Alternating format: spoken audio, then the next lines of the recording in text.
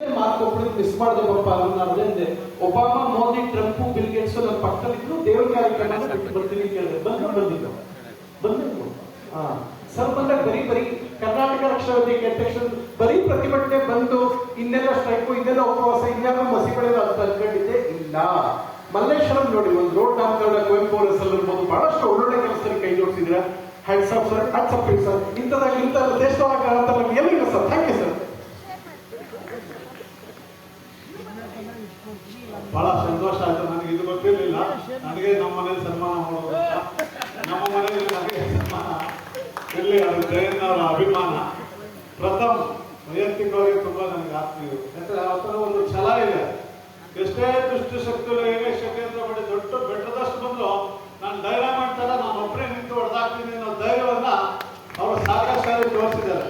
ಸ್ವಲ್ಪ ಮಾತು ಇದ್ದಂಗೆ ಮಾತಾಡ್ತಕ್ಕಂಥ ವ್ಯಕ್ತಿತ್ವ ನನಗೆ ಯಾಕೆ ಇಷ್ಟ ಅಂದ್ರೆ, ಬಿಗ್ ಬಾಸ್ ಮನೆಯಿಂದ ಬಂದಾಗ ಅಲ್ಲೆಲ್ಲ ನಮ್ಮ ಮನೆ ಹತ್ರ ಅವ್ರು ಬಂದ 2 ದಿವಸ ಆಗಿದ್ದಂತೆ ಬಾಬಾ ನಮ್ಮ ಮನೆಗೆ ಕ್ಲೀನ್ ನಮ್ಮ ಮನೆಗೆ ಬಂದ್ರೆ ನಮ್ಮ ಮನೇಲಿ ಮೊದಲನೇ ಗೌರವ.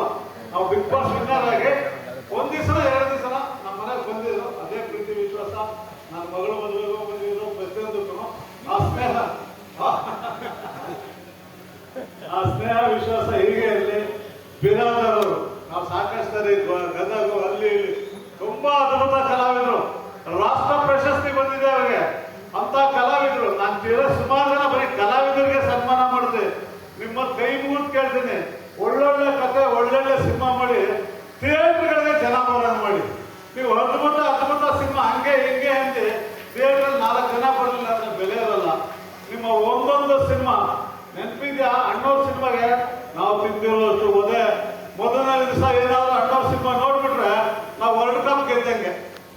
ಮೊದಲನೇ ದಿವಸ ಬೆಳಗ್ಗೆ ಯಾಕಂದ್ರೆ ಕಾತರ ಆಯ್ತಾ, ಕಾತರ ಇವತ್ತು ಕನ್ನಡ ಚಿತ್ರರಂಗ ಎಲ್ಲೋ ಅಧೋಗತಿಗೆ ಹೋಗ್ತಿದ್ದೀನೋ. ಯಾಕಂದ್ರೆ ನಾವಿಲ್ಲದ ಧೋನಿ ಅಂತ ಕನ್ನಡ ಚಿತ್ರರಂಗಕ್ಕೆ ಸರಿಯಾದ ನಾಯಕತ್ವ ಇಲ್ಲ. ಯಾರ್ಯಾರ್ದು ಆಟ ನೀವು ನೋಡಿದಿರಲ್ಲ, ಮತ್ತೆ ಏನೇನ್ ಆಗ್ತಾ ಇದೆ, ಯಾವ ತರ ಆಗ್ತಿದೆ. ಕನ್ನಡ ಚಿತ್ರರಂಗ ಅಳಿದು ಹೋಗ್ತಾ ಇದೆ, ಭವಿಷ್ಯ ಯಾವ ಕಡೆಗೆ ಹೋಗ್ತಿದೆ. ಇಷ್ಟು ಜನ ಕಲಾವಿದರಿಗೆ ಸನ್ಮಾನ ಮಾಡಿದಿರ.